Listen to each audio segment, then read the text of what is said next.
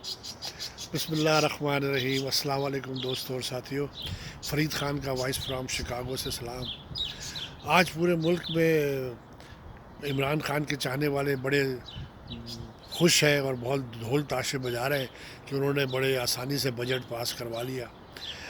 Budget تو واقعی بڑی آسانی سے پاس ہوا ہے، تو اس کی ڈیٹیلز تو بھی آئی ہے تھوڑی سی، تو اس کے لیے میں بھی اپنے جو لوگ زیادہ پاکستان کی پالیٹکس میں انٹرفیئر نہیں کرتے ہیں اور جو میرا میسیج سنتے ہیں ان کے لیے یہ ہے کہ جو ٹوٹل بجٹ میں جو لوگ حاضر تھے اس میں یہ ہے کہ کوئی جو ایم این ایز ہیں وہ 342 کی تھوڑی ٹوٹل جو ہے نیشنل اسمبلی ہے، اس 342 کے اندر جو ہے وہ 178 ایم این ایز جو ہے وہ پی ٹی آئی کے ساتھ ہے، جس میں ایم ٹی ایم کے اور مسلم لیگ کاف اور بی این پی بلوچستان اور کچھ اور آزاد امیدوار ملا کے تو 178 ہوئے، اور اپوزیشن کے پاس جو ہے وہ 162 ایم این ایز ہیں۔ تو یہ ٹوٹل ملا کے 340 بن جاتے ہیں۔ ایک اسپیکر کو کاؤنٹ میں نہیں آتا ہے، وہ ایک اسپیکر ہوتا ہے اور ایک ایم این اے اور ہے شاید وہ اسپیشل اس میں سیٹ کے اوپر۔ تو اس طریقے سے کوئی 342 کی کانسٹیٹوئنسی ہے اور اس میں سے 178 جو ہے وہ پی ٹی آئی کے پاس ہے۔ لیکن مزے کی بات ہوئی جب صبح بجٹ پاس کرنے کے لیے اسمبلی کا اجلاس ہوا، اور تو اس میں یہ ہے کہ موشن پاس کیا جاتا ہے کہ جی بجٹ پاس ہونے کے لیے ایک فارمل طریقہ ہے بجٹ پاس کرنے کا۔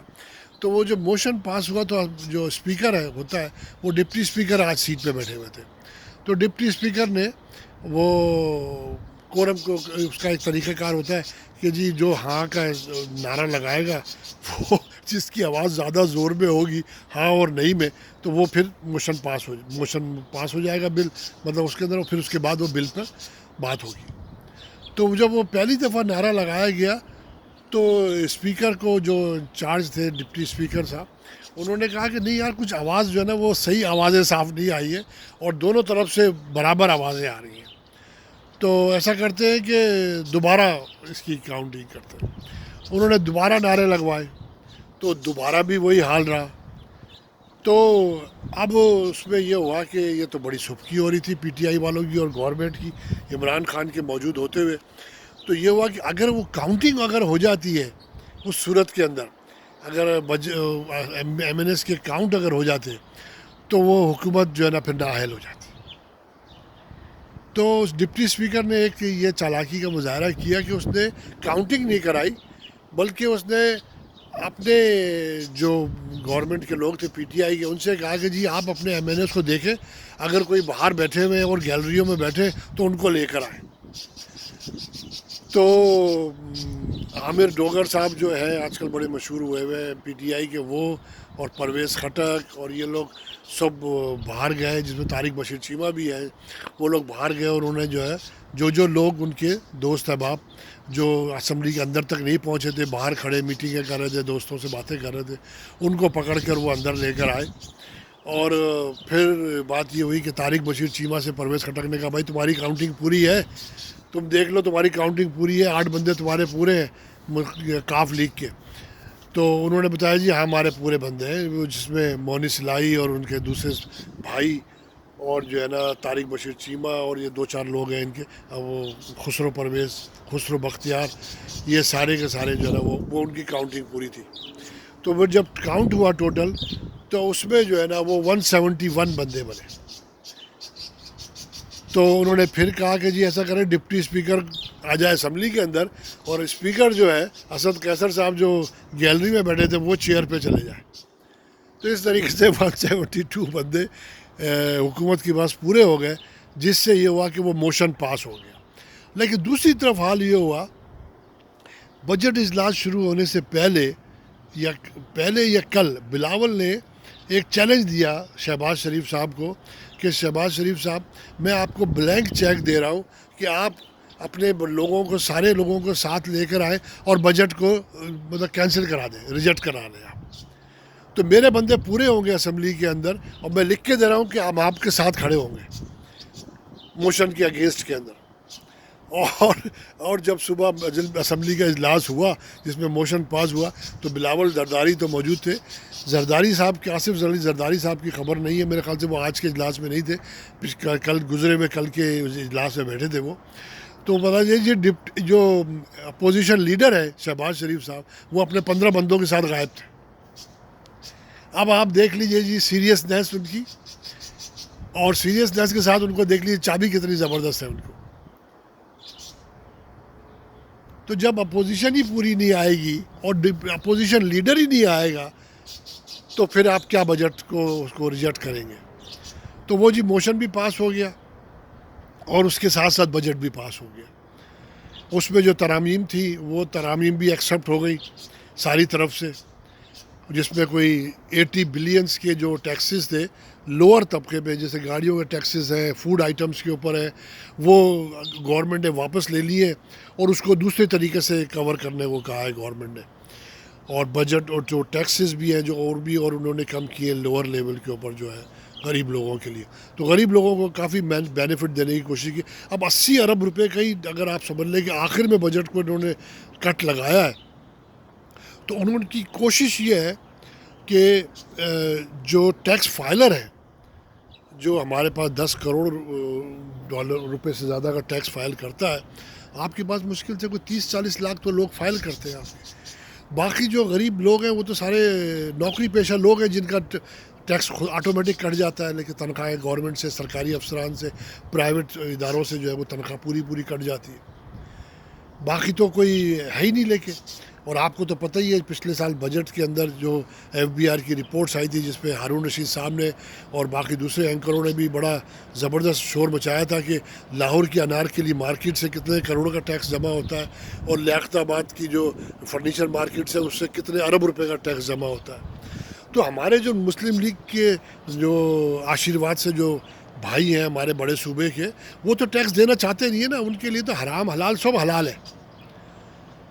وہ تو ان کو لیے تو مطلب ہے کہ بجلی چوری وہ کریں گے، ٹیکس چوری وہ کریں گے، گیس چوری وہ کریں گے، پیٹرول چوری وہ کریں گے، اور مسجد میں سب سے آگے بیٹھے ہوں گے میاں صاحب. او جی اسی تو جی آگے بیٹھا گے جی، تو پھر وہ تو آگے بیٹھے ہوں گے لیکن ٹیکس نہیں دیں گے، گورنمنٹ کو ٹیکس نہیں دیں گے. گورنمنٹ چاہے کتنا ہی شور کر لے، کچھ کر لے، اور پھر بدماشی کریں گے، بلیک میل کریں گے، بائیکاٹ کریں گے، ہڑتالیں کریں گے، پوری ٹیکس نہیں دینا ہے جی. عوام کو ریلیف نہیں دینا ہے کسی طریقے سے. تو کبھی آپ کے پاس بہتری آ ہی نہیں سکتی جب اگر آپ جائز طریقے سے ٹیکس دینا نہ چاہیے. تو پھر گورنمنٹ یہ کرتی ہے جیسے پچھلی گورنمنٹ نے کرتی رہی ہے پچھلے 30-40 سال سے. آپ دیکھیں کہ وہ sales tax, G S T, V A T, وہ کہاں 7-8% تھا، اس سے بڑھتا 18-20%، 22% پہ چلا گیا. تو اس کی تو انڈائریکٹ ٹیکسز گورنمنٹ لے گی، آپ ڈالے گی کسی نہ کسی سے. گورنمنٹ کو اپنا بجٹ تو پورا کرنا ہے نا، خسارہ تو پورا کرنا ہے. اس کو سب سے بڑھ کر جو ہے جو خسارہ ہے آپ کا، وہ اس مہربانی ہے میاں صاحب کے پارٹی کی اور ان کے مطلب اہل کرم، نظر کرم لوگوں کی، کہ جو انہوں نے بجلی کمپنیوں سے، آئل کمپنیوں سے جو بجلی کے معاہدے کیے ہیں، وہ تو اللہ معاف کرے، اللہ تعالیٰ بس کروڑوں روپے کا آپ چاہے بجلی کو استعمال کریں یا نہ کریں، مطلب کوئی ایسا سودا کرتا ہے؟ کوئی ملک سے، عوام سے، اپنے آپ سے سنسیئر آدمی ایسا کوئی بزنس کا سودا کرتا ہے؟ کوئی پوچھے عوام، ان کی جو لوگ ہیں جو اندھوں کی طرح ان کی تقلید کرتے ہیں، ان کو میاں صاحب ایک باری پھر آویزہ نعرہ لگاتے ہیں، وہ کوئی پوچھے ان سے، اور بے غیرت لوگوں، تم لوگوں نے جو یہ معاہدے کیے کس طریقے سے کیے معاہدے تم نے، کہ چاہے گورنمنٹ بجلی استعمال کرے یا نہ کرے، بجلی ان کو آپ نے پروڈکشن کے پیسے دینے ہیں پورے. آپ کا جو مہینے کا خرچہ ہے گرمیوں میں وہ 24,000 سے میکسیمم 26,000 میگا واٹ کا، اور یہ صرف 2 یا 3 مہینے کا ایکسپینس ہے جو ہائیسٹ کیپیسٹی آپ کی ہے. اور وہ پورے سال کے اندر جو ہے وہ کہ 6,000 8,000، اگر بہت چلا گیا تو 10,000 12,000 میگا واٹ آپ کا خرچہ ہے بجلی کا. تو آپ نے جو معاہدے کیے ہیں وہ آپ نے پورے سال آپ نے 24,000 میگا واٹ، چاہے وہ آپ کنزمپشن کرے نہ کرے، جو بجلی پروڈیوسر ہے وہ آپ سے پیسے پورے لے گا، کیونکہ آپ نے ایگریمنٹ کیا ہوا، اور وہ گورنمنٹ آف پاکستان کے ایگریمنٹ پہ سائن کرائے ہوئے، لیکن انہوں نے کیے ہوئے سائن.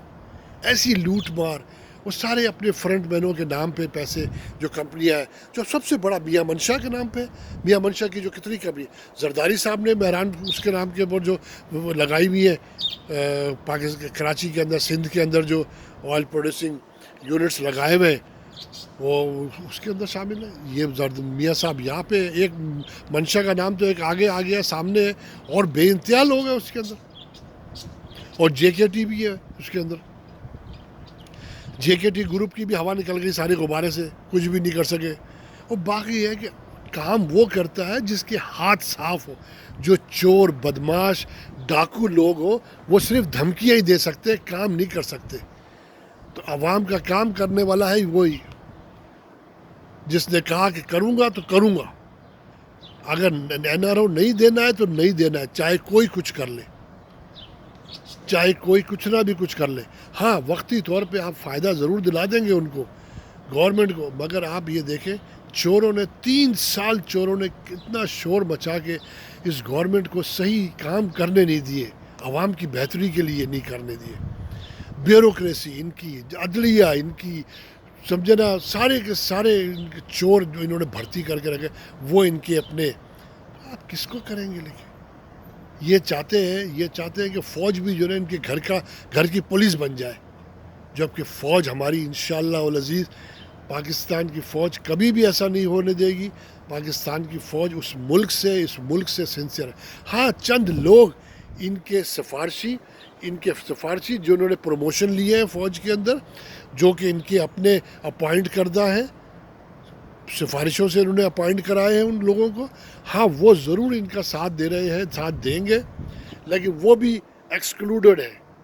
انشاءاللہ تعالیٰ جو ابھی آپ اگلے 2-4 مہینے کے اندر جو چینج دیکھیں گے فوج کے اندر، جو کچھ ہونے جا رہا ہے اس ملک کے ساتھ بھی انشاءاللہ العزیز، اللہ تعالیٰ چاہے گا تو بہت بہتر ہوگا.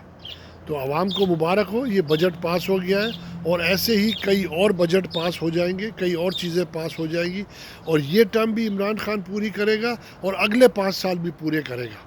آپ دیکھ لیجئے گا، ان کے سارے سودے ہو چکے ہیں، سارے بات ہو چکی ہے.